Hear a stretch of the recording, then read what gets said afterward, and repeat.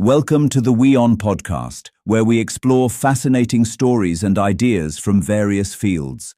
In this episode, we unveil how this September sky will be full of wonders, from a fiery blood moon and Saturn's dazzling rings to rare alignments with Regulus and the breathtaking String of Pearls, making this month a celestial show you can't miss.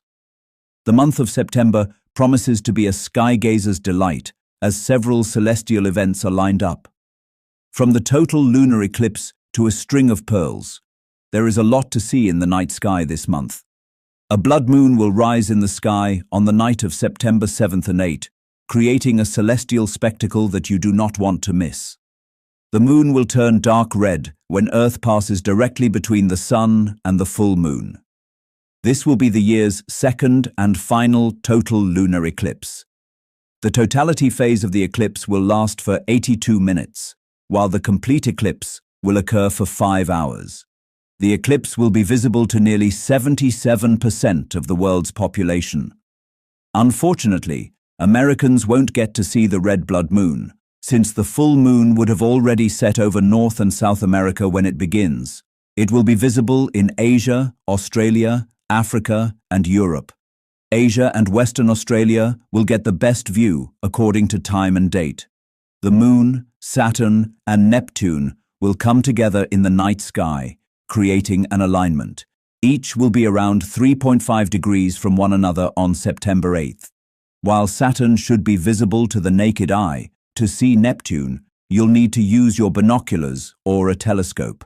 A waning crescent moon will rise on September 16th and will be accompanied by Jupiter, which will be around 4.5 degrees from it. The largest planet of the solar system will rise after midnight and stay there with the moon till sunrise. This is also a great chance to see Jupiter's 4 Galilean moons, Ganymede, Callisto, Io, and Europa. But you'll either need good binoculars or a telescope to see them. This get-together will only be visible in a few places: Canada, Europe, Africa, and Greenland. The spectacle will happen in the constellation Leo, where the star Regulus will come together with a crescent moon and Venus. The ringed planet will be directly opposite the Sun on September 21st. It will rise early in the evening and stay in the sky until the Sun rises. The position of Saturn will make it extremely bright and provide a good chance to see its rings and other details. Spring will be ushered into the southern hemisphere when the Sun crosses the equator on September 22nd. This event is known as the autumnal equinox, as autumn begins in the northern hemisphere. The length of days and nights will be equal from this day onwards. Meanwhile, a partial solar eclipse will occur in the South Pacific and some regions of Antarctica. The irregular barred spiral galaxy, NGC 55, also known as Caldwell 72, or the Whale Galaxy, will rise in the sky. It is located 6.5 million light-years away in the constellation Sculptor. During this time in September, an edge-on view of the galaxy's bright star-forming regions along its elongated bar resembles a line of pearls. Thanks for tuning into this incredible story.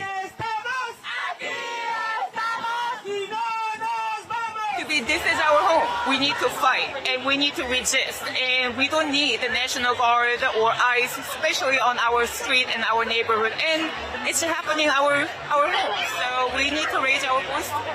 It's almost like a war state. Like, what's going on? Why is this being allowed to happen? This is not godlike.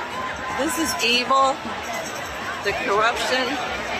You need to get on your knees and pray for forgiveness, and you need to do the right thing, okay? It's all about money.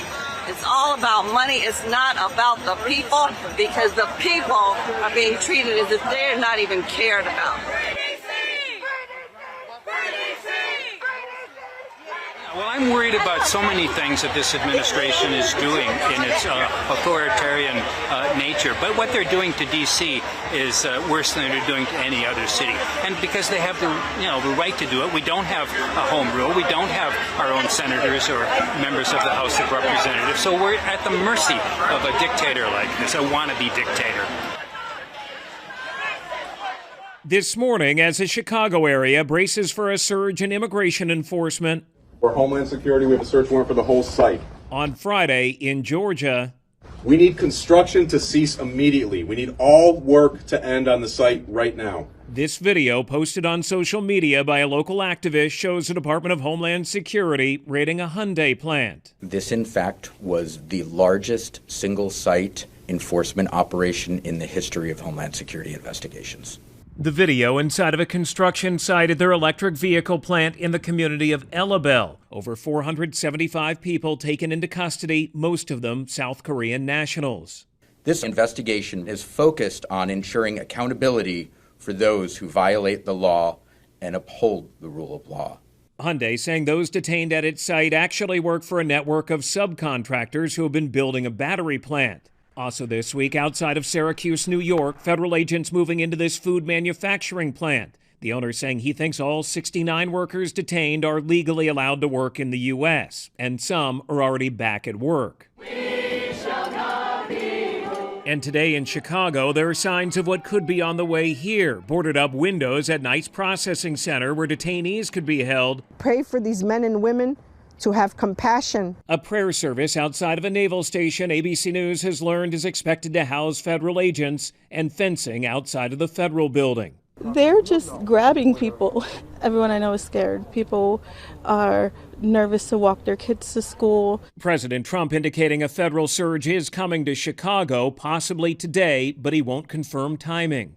We have the right to do it because I have an obligation to protect this country. Chicago leaders fear their city will be impacted like Los Angeles was in June, where ICE operations led to large protests and violence in the streets. National Guard and active duty Marines were called in by President Trump there. Illinois Governor J.B. Pritzker says National Guard troops are not needed here.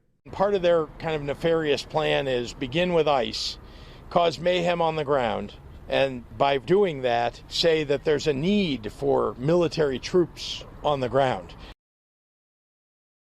To see this operation, the biggest of its kind taken in the second Trump administration, it is so striking and has hit such an emotional chord with a multitude of people here in South Korea. Quite astounded that not just one or two or a few dozen South Koreans have been detained as part of this operation, but more than 300, a number confirmed by South Korea's Ministry of Foreign Affairs. Well, the headline from here is certainly that South Korea's President Lee Jae-myung is getting involved in this matter, telling his officials that, quote, all out necessary measures should be done to support Korean nationals in this matter and to resolve it as fast as possible. Along those lines, the Minister of Foreign Affairs has said that if this situation isn't resolved, he could conceivably go to Washington, D.C., saying in part, quote, as we discuss this issue further today, we are also considering dispatching a high-level official to the U.S. to address the situation. Unclear at the moment what, if any, charges could be filed, will be filed, and how long will it take to release all 300 plus of these South Korean nationals. Again, hitting such a chord with people halfway around. Frankly, Chris, it's surprising that we haven't seen raids of this scale at workplaces yet. We've seen such a crackdown on cities, primarily those run by Democrat mayors. We haven't seen a lot of workplace raids. And ICE officers will tell you, if you want to get big numbers, as this administration does, workplaces are typically where they start. So this one stands out. They went into this Hyundai facility in Georgia. We understand more than 400 people were arrested. Now, the special agent in charge of Homeland Security investigations in Georgia, the part of ICE that carried this out, said this was not something that is part of the immigration crackdown you're seeing that's happening week by week, day by day across the country, that this took months of planning. Take a listen to what he said. This was not a immigration operation where agents went into the premises, rounded up folks, and put them on buses. This has been a multi-month criminal investigation where we have developed evidence, conducted interviews, gathered documents, and presented that evidence to the court in order to obtain a judicial search warrant. Yesterday, we executed that search warrant and gathered additional evidence that will support this investigation. And Chris, oftentimes what we see when there are workers who are working undocumented is that they may have used someone else's identification and text number in order to get that job. We're also hearing from the company who said that it was their understanding so far that none of those detained is directly employed by the Hyundai Motor Company. They say we prioritize the safety and well-being of everyone working at the site and comply with all laws and regulations wherever we operate. And I have to say, from covering workplace rates in the past, that can sometimes be common, that there can be subcontractors and they can even have contractors who do all of the hiring that aren't talking to the parent company. Sometimes it can distance themselves from liability in situations like this. But in this case, they're saying these were not people directly working for them, Chris. My name is Josh Breslow, and I'm here for the next couple hours to bring you all of your top stories and live events from across the country and across the world. President Trump taking to social media here amid questions over when ramped up immigration efforts will begin in the city of Chicago. Shipocalypse now, the president just wrote on his Truth Social, an obvious play there on Apocalypse Now.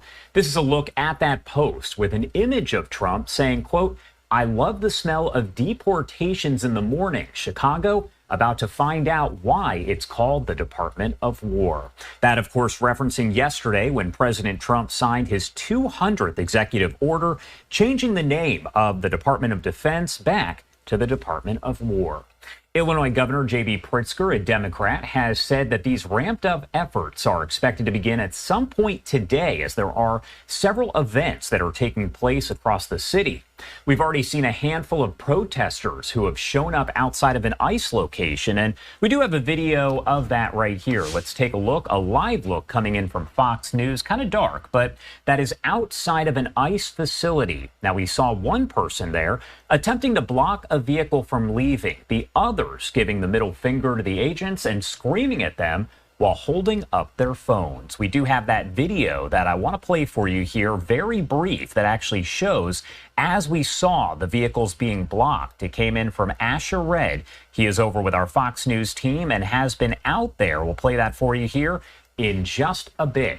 Now, we also know that Pritzker said during a news conference this week that Chicago residents should record every ICE interaction to ensure they are following the law. President Trump called on Pritzker to ask him for help with crime and illegal immigration in the city, but Pritzker refused, saying that he does not want Trump's help. That led to a week-long back and forth there between the two leaders. Now, I do want to pop that video up that I was just talking about here, again, coming in from Asher Red in Chicago, where you can see a protester, one of them that's in that video, pushing an ICE vehicle, trying to hold them back as they're trying to leave that ICE facility. No injuries were reported there, no reports of any arrests, but again, you can see that happening in this video provided by Asher Red from a short time ago. We also have right here, this is over in D.C., one of the live protests going on today, and this is actually about the National Guard stationed in the nation's capital, not expected to leave anytime soon. The deployment of the troops has been extended, we're told, through at least the end of November, so they will be there for several months. President Trump saying that he's going to send the National Guard troops elsewhere as part of his crackdown on crime. He named Chicago and New York City as locations where he would send the troops, but added that New Orleans might actually be first. Right here again, you can see hundreds of protesters that have taken to the streets with signs, some of them in English and some in Spanish. I want to lift up the audio really briefly to listen in here.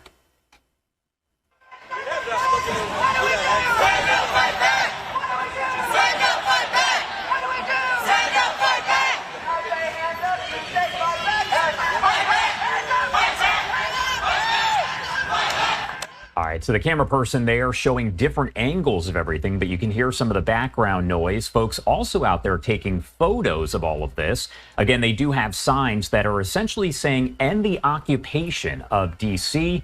By the National Guard. These protests are expected to take place nationwide today, some of them in Chicago, starting later on this evening. We will, of course, bring you the images as we do get them. For now, I do want to step away for a quick 2-minute commercial break, but we will have live coverage coming up on the other US side. President Donald Trump has vowed to send the National Guard into more American cities. Let's go live to US correspondent Jonathan Kersley with the details.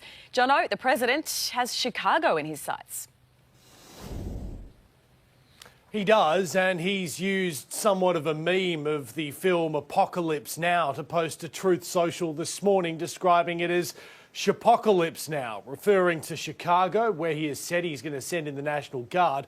You can see the post there. He's clearly trying to use a line from the film itself, saying, "I love the smell of deportations in the morning. Chicago about to find out why it's called the Department of War." Yesterday, he renamed the Department of Defense to the Department of War. And today on the streets of Washington, D.C., we have seen thousands of people make their way towards the White House in protest of the National Guard being brought into the streets of Washington, D.C. And what the president has said is a crime crackdown. He's hinted too at potential action also in other Democratic-held cities, so not only Chicago, potentially New York City too. As for the president himself personally, well, today it was off to Trump National Golf Course just outside Washington, D.C. for a weekly round of golf. Clearly, his eyes are set and his focus is set on trying to send the National Guard, potentially the military now, into more American cities. Jono Kersley there. Good evening, everyone. I'm Jackie Bang. And I'm Tamon Bradley. Happening right now downtown, a No Trump, No Troops rally. Thousands are expected to attend. It's just getting underway. Speakers will begin soon at Ida B. Wells and South Michigan Avenue. Their message, protect each other from the expected ICE enforcement in the city. A march is planned once the speakers are done. Earlier today, the president posted on social media that, quote, Chicago is about to find out why it's called the Department of War. The president posted that message along with an AI picture of himself. In response, Governor J.B. Pritzker said that President Trump is threatening to go to war with an American city, adding this is not normal. While Mayor Brandon Johnson posted on social media that the president's threats are beneath the honor of our nation and that we must defend our democracy from his authoritarianism. Congresswoman Robin Kelly calls the president's actions a distraction. Trump is being ridiculous. He doesn't care about crime. He doesn't care about Chicago. He cares about fear and division. And also, this is a distraction to things he should be working on. Earlier today, protesters gathered outside Naval Station Great Lakes in North Chicago. People united will never be defeated. They called it an emergency protest against the federal crackdown on Chicago. ICE is expected to use the base for training and planning on the immigration operations in the Chicago area. Demonstrators say ICE and the National Guard troops are not welcome here. Immigrant rights. I've seen clients lose access to their benefits, and now they have to deal with the daily anxiety of being potentially detained and deported by ICE agents. But I'm not here because I believe the law will save us. I'm here because I believe in the power of working class people like you and me to make change. Because as long as they're terrorizing our communities, we're going to make it impossible for them to do their jobs. Organizers are calling on the community members to unite and stand up to what they say are fear and intimidation tactics by the Trump administration. Thousands of LGBTQ Catholics, their families and supporters have participated in a Holy Year pilgrimage to Rome. They've just walked through the Holy Door of St. Peter's Basilica. They say this is a historic moment in the life of the church and for their community. They say they have long felt discriminated against, shunned by the church, but they now feel a level of welcome and acceptance that they attribute to Pope Francis. Francis spent the better part of his pontificate insisting that the Catholic Church must be a place of welcome. Todos, todos, todos, he used to say. These pilgrims now say they feel that. They have been participating in vigils, talks, and masses around Rome in these days, including one celebrated by an Italian bishop who drew a sustained standing ovation this morning when he told them it was time to restore to them the dignity that had been denied. For the second time in a month, there have been mass arrests in central London, more than 1,500 people showing their support for Palestine Action, a group prescribed as a terror organisation in the UK. 9 Europe correspondent Jessica Millwood was there. More than 1,000 people have come here to central London today risking arrest. They are here to show their support for the group Palestine Action, which was prescribed a terror organisation earlier this year in the UK. This is one of hundreds of arrests taking place here today. It's been chaotic and tense, and the hate and anger being directed at the Metropolitan Police is palpable.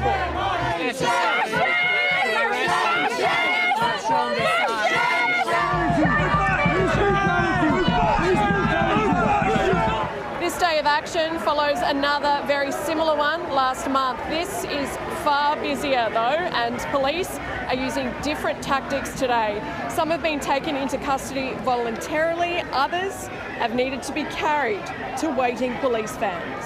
I'm a mother and a grandmother, and I've watched on my phone for 2 years now the slaughter and starvation of children and families in Gaza, and I just vowed I would do everything I possibly could to stand for the people of Gaza. We're talking about the right of British people to have a political opinion, to demonstrate it and speak. If you see my T-shirt here, that says I oppose genocide and I support Palestine. As well as the people arrested here today, there's likely to be more taken into custody in the days and weeks to come, because there have been so many undercover officers here taking photographs of the people who have taken part in this protest. A battered Iran is now turning east, forging some secretive missile deals as it courts the dragon in Beijing's lair. After a bruising standoff with Israel, Tehran is now boldly looking to China for high-tech missiles. Russia and China are trying to shield Iran and the United Nations against Europe's bid for snapback sanctions. Take a look at this report.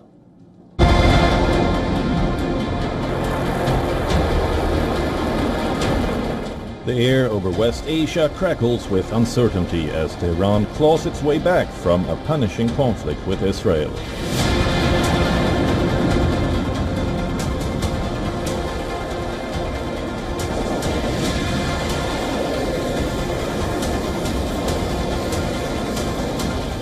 Iran's prized missile arsenal, once the backbone of its regional deterrence, lies empty.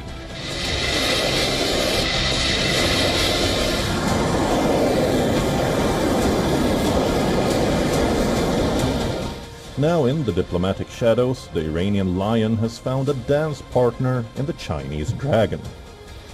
In Beijing's heart, as red banners billowed and troops marched in breathtaking formation, Iran's president took his seat beside power players Xi Jinping and Vladimir Putin.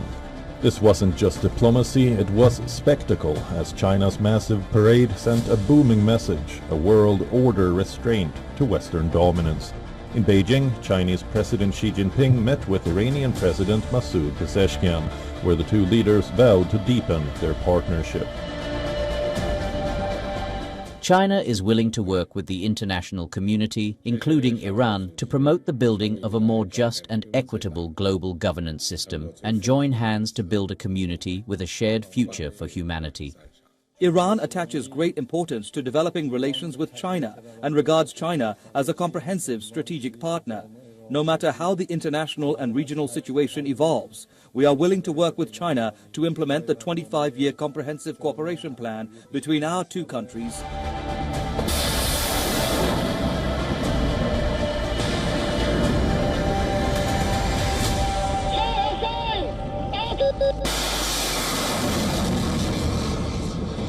The West has long accused China of supplying weapons to Iran. Now, there are reports that Chinese engineers are reportedly providing technical know-how and training to Iran's military-industrial complex.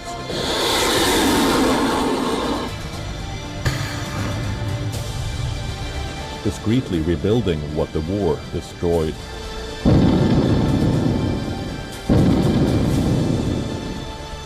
Again in Beijing, the Iranian president held another important meeting with his Russian counterpart, Putin. Russia and China are together speaking out against the new European sanctions of the United Nations, signaling a unified Eastern front for embattled Tehran. Beijing and Moscow have formed a diplomatic shield, joining Iran to vehemently reject European moves to restore crippling sanctions on Tehran. Their message is unified and clear. The era of uncontested Western pressure is over.